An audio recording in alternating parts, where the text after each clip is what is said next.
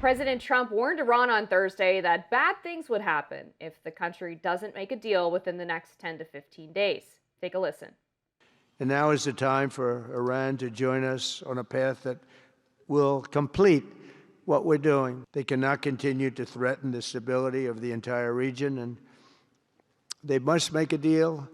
Or if that doesn't happen, I maybe can understand. If it doesn't happen, it doesn't happen. But bad things will happen if it doesn't. So now we may have to take it a step further, or we may not. Maybe we're going to make a deal. You're going to be finding out over the next probably 10 days. Trump was speaking at the inaugural meeting of the Board of Peace on Thursday, where representatives from nearly 50 countries gathered in Washington, D.C. The president pledged that the U.S. would contribute $10 billion for the Board of Peace to resolve global conflicts. The White House said that roughly $6.5 billion in pledges have come from other countries. Speaking of global support, the United Kingdom said that it would block the Trump administration from using its military air bases if the U.S. decides to strike Iran. Senator Lindsey Graham said the use of British military bases against Iran is a necessity for an attack. It would be beyond surprising.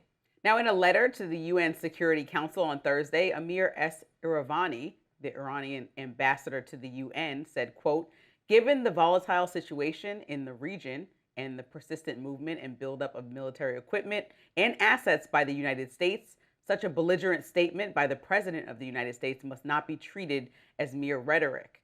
The Iranian envoy added that his country does not seek, quote, tension or war and will not initiate a war. Meanwhile, here in Washington, lawmakers, including Representatives Khanna and Thomas Massie, are planning to move next week to force a vote on a resolution to require authorization from Congress before Trump can use military force against Iran. Khanna on Wednesday wrote on X, quote, "Trump officials say there's a 90% chance of strikes on Iran. He can't without Congress. Representative Thomas Massie and I have a war powers resolution to debate and vote on war before putting U.S. troops in harm's way. I will make a motion to to force a vote on it next week."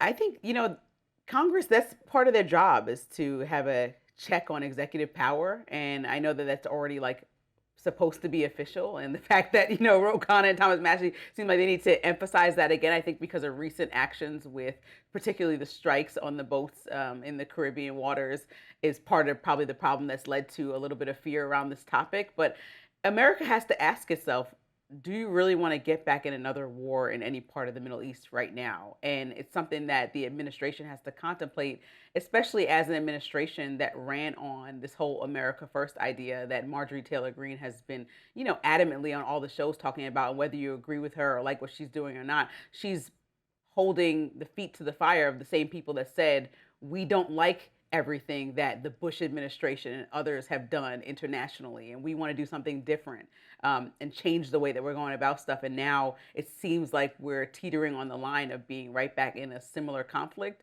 with no resolution on how to really regime change without still creating unstable grounds that end up with a country that, for the most part, if you look even at Afghanistan, that's now still run by Taliban, ends up in a similar position than when we started there. And then what does the U.S. gain from the interaction? Yeah, that's always the broader question with regime change wars, is who takes power afterwards, who rises during that power vacuum, and is the U.S. capable of installing someone who has the broad support of the Iranian people and doesn't lead to further instability, or that person is actually quite bad themselves, which has been the case with a lot of CIA-backed coups in American history. At the same time, I'm trying not to be, as Trump puts it, panikin on this, because Did he say that? He was warning people not to be panikins around the time of the first strike on the Iranian nuclear facilities, and I was very much a panikin. Me too. I know. And then the strike went off really well. We didn't have many immediate consequences from it. It didn't start World War III. I was a little bit of a panicking about the Venezuela, the striking of the boats in the Caribbean, and then we managed to surgically remove Maduro and bring him to the United States, extradite him to the United States to stand trial for alleged crimes. And so far, the sort of U.S. oversight of Maduro's underlings is going relatively well, as far as we know. So I don't want to set my hair on fire and say, oh my gosh, we're going to be in a 20-year Afghanistan-esque conflict and we're going to be nation building in the Middle East, because it is possible that there's a plan that they are working with that is not like that at all. But of course, there's always the possibility that even if that is the plan, that we're not going to do this long nation building project, that things don't go according to plan. And Trump has already, of course, received criticism from the broader American public, but certainly within his own base of people who feel like he is focusing too much on foreign policy and not enough on domestic issues. So he has to walk this line incredibly carefully. But all of the signs, I think, do point towards us doing something with Iran within the next couple of weeks. And I think the president has to understand he doesn't have the power to alleviate Congress of their duties. And so when he talked about Venezuela and a lot of the actions over there that he conflated into this bigger drug issue that then changed into like an oil and Maduro being a criminal issue, it's the fact that he skipped over Congress by taking something that's usually handled by Congress, which is a counterterrorism mission, and turned it into a counter-narcotics mission, and was able to kind of isolate them out of the process on decisions made around Venezuela. In this particular situation, when we look at why we would be involved or engaging with Iran, outside of the things that they're doing over there that the country obviously doesn't agree with, which are human rights issues, the fact that we are supporting an ally, which would be Israel, and protecting an ally. I mean, we have to have dialogue with the people that have oversight over his branch to say, is this what we would like to do next as this escalates, right? Because was this our fight to begin with? Obviously, we don't want Iran to have access to endless nuclear capabilities and nobody to grow in those ways. But is this really the next step that America wants to take? And I think, when we talk about America first, it's not even only just putting boots on the ground over there.